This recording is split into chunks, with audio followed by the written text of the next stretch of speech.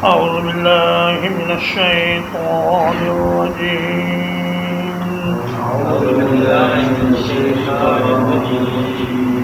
وتوكل على العزيز الرحيم اور اس مہربان پر بھروسہ رکھیے جو سب پر غالب ہے.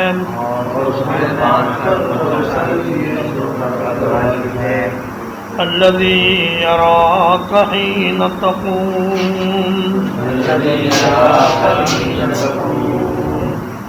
وہ جو آپ کو دیکھتا ہے جب آپ کھڑے ہوتے ہیں.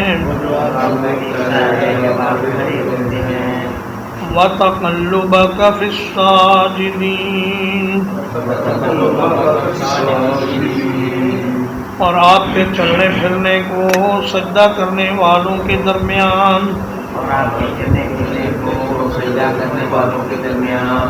إِنَّهُ هُوَ السَّمِيعُ الْعَلِيمُ بلا شبہ وہی ہے سب کچھ سننے والا سب کچھ جاننے والا.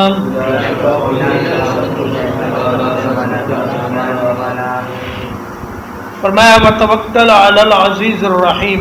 جب یہ فرمایا کہ جو آپ کی مخالفت کرے اس سے آپ اعلان لا تعلقی کر دیں، اور اس کے بعد یہ فرمایا کہ مخالفت کرنے والے جو بھی ہوں اور جتنے بھی ہوں اور جس درجے اور جس حیثیت کے لوگ ہوں ان کی کوئی پرواہ نہ کیجیے، اور اس مہربان اور غالب رب پر بھروسہ کیجیے جس کے مقابلے میں کوئی دم مارنے کی طاقت نہیں رکھتا. عزیز کا معنی اس کے مقابلے میں کوئی دم نہیں مار سکتا، اور رحیم کا معنی کہ اس کی رحمت اپنے خاص دوستوں کی طرف ہمیشہ متوجہ رہتی ہے.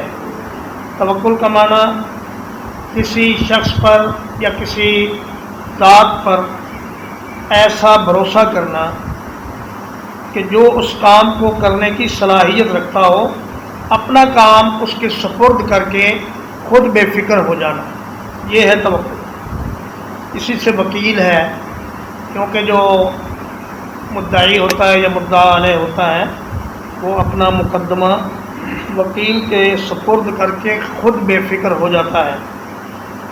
تو فرمایا کہ آپ اپنا بھروسہ اللہ رب العالمین پر رکھیں جو سب پر غالب اور سب کا بادشاہ ہے، اور جو بہت بڑا مہربان اور بڑی محبت کرنے والا ہے. الذی یراک حین تقوم وہ آپ کو دیکھتا ہے جب آپ کھڑے ہوتے ہیں نماز میں یا دعوت کے کام میں. جب آپ انفرادی طور پر لوگوں سے ملتے ہیں اور ان کو دین کی دعوت پیش کرتے ہیں تو اس وقت بھی آپ اللہ کی حفاظت میں اور اس کی نگرانی میں ہوتے ہیں. اس لیے آپ بے فکر ہو کر اور بے خوف ہو کر اللہ کا دین لوگوں تک پہنچائیں، اور کسی قسم کا خدشہ دل میں نہ آنے دیں کہ شاید کوئی مخالف آپ کو نقصان پہنچا سکے.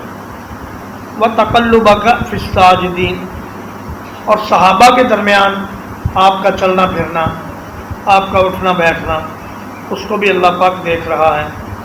صحابہ کی صفت ساجدین اس لیے فرمائی کہ ان کی خاص صفت تھی نماز، اور فرمایا تراہم رکعا سجدا یبتغون فضلا من اللہ ورضوانا سیماہم فی وجوہہم من اثر السجود.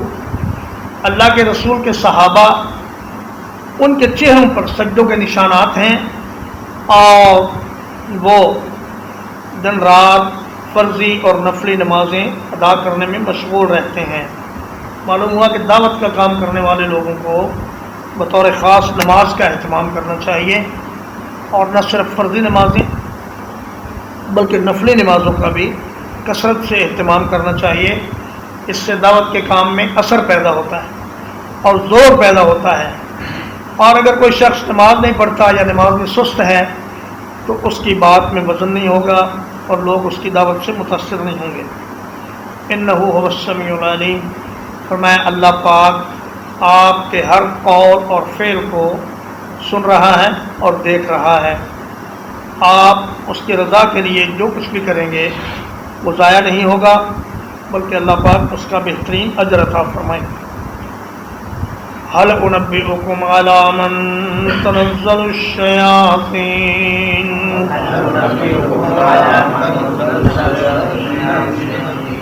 کیا میں تمہیں بتاؤں کہ شیاطین کس پر نازل ہوتے ہیں؟ تنزل على كل أفاك أثيم وہ ہر ایک بڑے جھوٹے پر اور بڑے گناہگار پر نازل ہوتے ہیں۔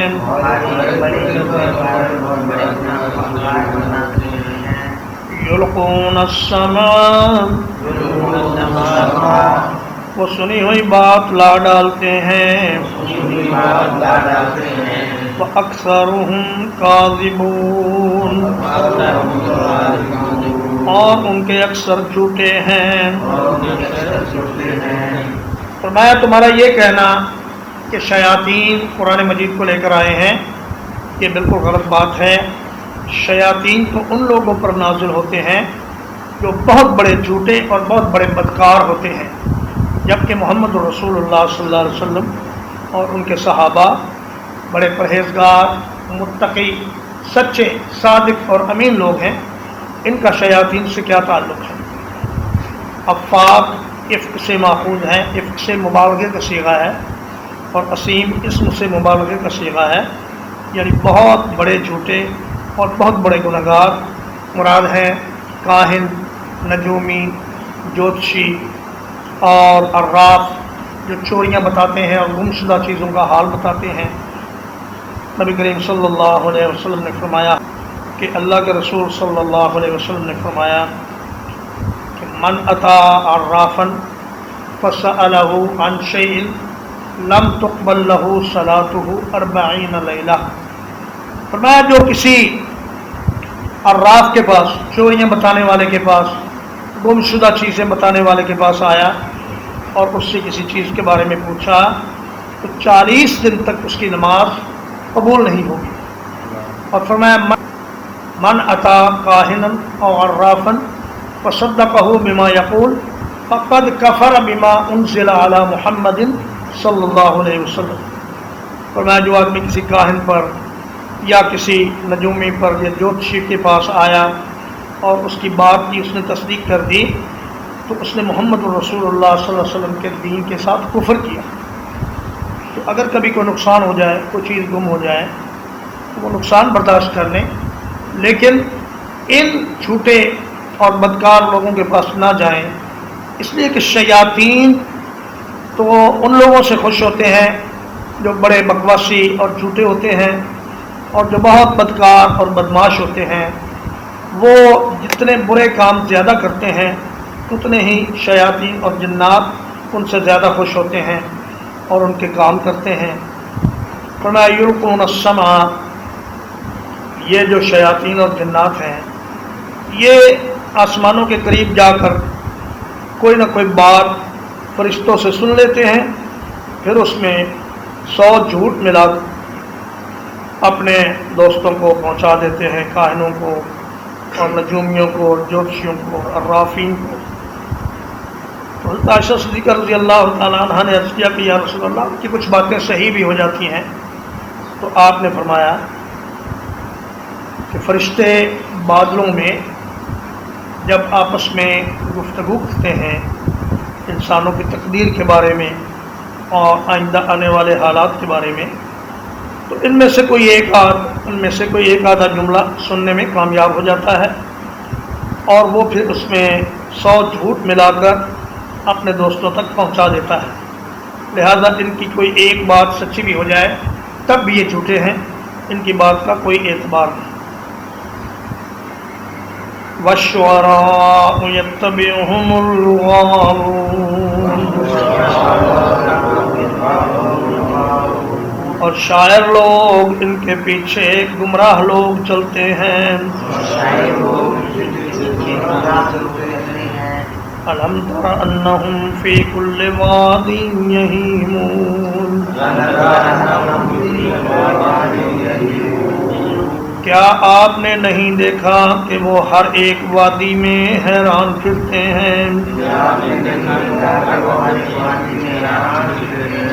وَأَنَّهُمْ يَقُولُونَ مَا لَا يَفْعَلُونَ اور بلا شبہ وہ ایسی باتیں کہتے ہیں جو کرتے نہیں ہیں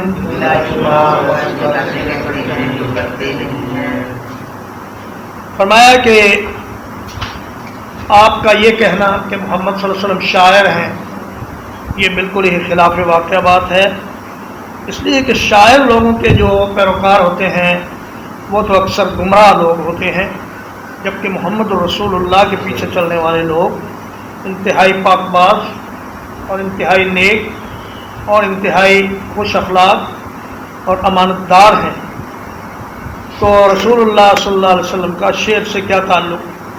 وما علمناہ الشعر وما ينبغی لہ، فرمایا ہم نے اپنے نبی کو نہ شعر سکھایا ہے نہ یہ اس کے لائق ہے کہ وہ شعر پڑھے۔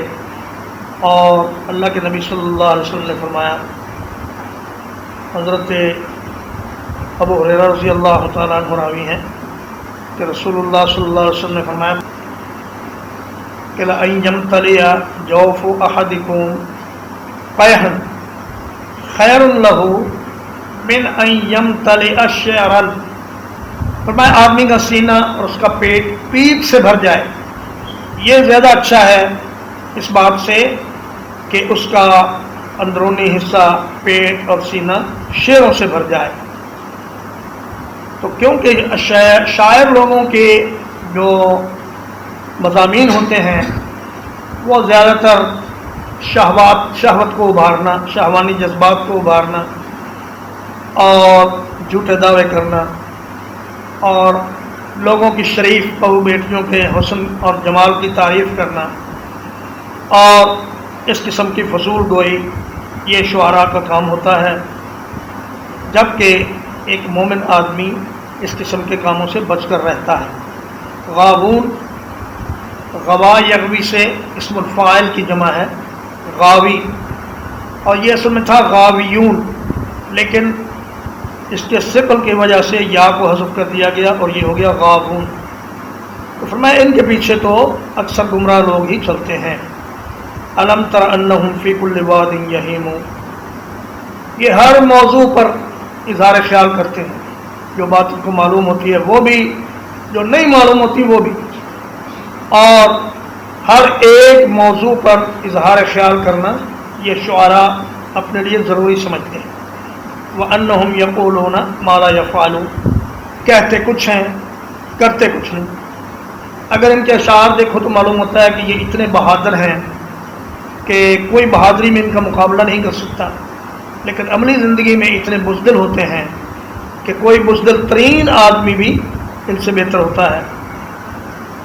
اور اگر سخاوت کا مضمون باندھیں تو ایسا لگتا ہے کہ ان سے بڑا سخی کوئی نہیں، لیکن حقیقت میں یہ اتنے کنجوس اور اتنے بخیل ہوتے ہیں کہ کسی کو ایک پھوٹی کوڑی تک دینے کے لیے راضی نہیں ہوتے۔ اور اگر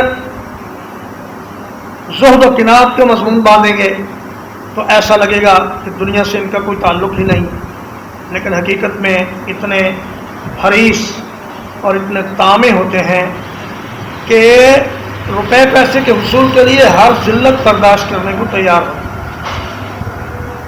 تو فرمایا کہ میرا نبی نہ شاعر ہیں اور نہ قرآن شعر ہے۔ شاعر لوگ تو اس قسم کی خصوصیات رکھتے ہیں کہ جو انتہائی قابل نفرت ہے۔ إِلَّا الَّذِينَ آمَنُوا، سوائے ان لوگوں کے جو ایمان لائے، وعملوا الصالحات، اور انہوں نے نیک اعمال کیے، وذکر اللہ کثیرا، اور انہوں نے اللہ کا ذکر کثرت سے کیا، وانتصروا من بعد ما ظلموا، اور انہوں نے انتقام لیا اس کے بعد کہ ان پر ظلم کیا گیا، وَسَيَعْلَمُ الَّذِينَ ظَلَمُوا،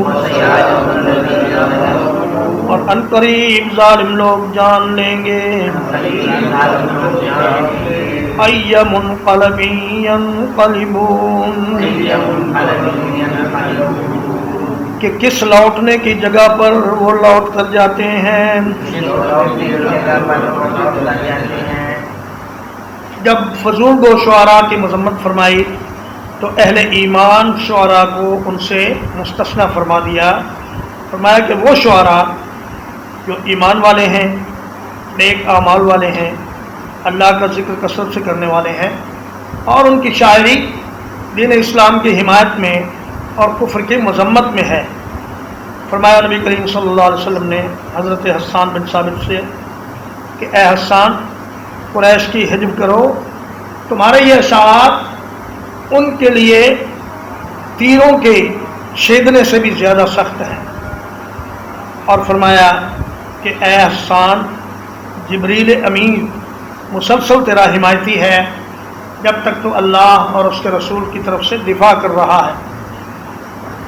اور عمرو بن شریک اپنے والد سے بیان کرتے ہیں، وہ کہتے ہیں میں رسول اللہ صلی اللہ علیہ وسلم کے ساتھ تھا تو آپ نے مجھ سے فرمایا کہ کیا تمہیں امیہ بن ابی سلط کے کچھ اشعار یاد ہیں؟ میں نے کہا جی یاد ہیں۔ تو فرمایا سناؤ، میں نے سنائے، تو آپ نے فرمایا کچھ اور سناؤ، میں نے اور سنائے، آپ نے فرمایا اور سناؤ۔ 100 اشعار امیہ کے رسول اللہ صلی اللہ علیہ وسلم نے مجھ سے سنے۔ تو معلوم یہ ہوا کہ ایسی شاعری جو دین کی دعوت پر مبنی ہو اور جو اسلام کی حقانیت کو واضح کرتی ہو اور جو کفر کی اور شرک کی مذمت پہ مبنی ہو، وہ قابل تعریف ہے، اور ایسے اشعار پڑھنے میں اور کہنے میں کوئی حرج نہیں۔ لیکن یہ غزلیہ شاعری یہ بالکل فضول چیز ہے، اور اس سے بڑا نقصان ہوتا ہے، انسان کے جو روحانی کیفیات ہیں ان کو بڑا ضرر پہنچتا ہے۔ فرمایا کہ وہ لوگ جو انتقام لینے کے لیے مظلوم مسلمانوں کی مدد کے لیے اشعار کہیں، ان کے لیے اللہ پاک کی مدد ان کے شامل حال ہے، اور ظالم لوگ جان لیں گے کہ وہ کہاں جا کر دم لیتے ہیں۔ عنقریب وہ وقت آ رہا ہے جب انہیں پتہ چل جائے گا کہ ان کا ٹھکانہ کس طرح کا ہوتا ہے۔ ترجمہ ایک بار، وَتَوَكَّلْ عَلَى الْعَزِيزِ الرَّحِيمِ، اور اس مہربان پر بھروسہ رکھیے جو سب پر غالب ہے، الذی یراک حین تقوم، وہ جو تجھے دیکھتا ہے اس وقت جب تو کھڑا ہوتا ہے، وَتَقَلُّبَكَ فِي السَّاجِدِينَ، اور سجدہ کرنے والوں کے درمیان تیرے چلنے پھرنے کو بھی، إِنَّهُ هُوَ السَّمِيعُ الْعَلِيمُ، بلا شبہ وہی ہے سب کچھ سننے والا، سب کچھ جاننے والا۔ هل أنبئكم على من تنزل الشياطين، کیا میں تمہیں بتاؤں کہ شیاطین کس پر نازل ہوتے ہیں؟ تنزل على كل أفاك أثيم، وہ نازل ہوتے ہیں ہر بہت بڑے جھوٹے پر، بڑے بدکار پر.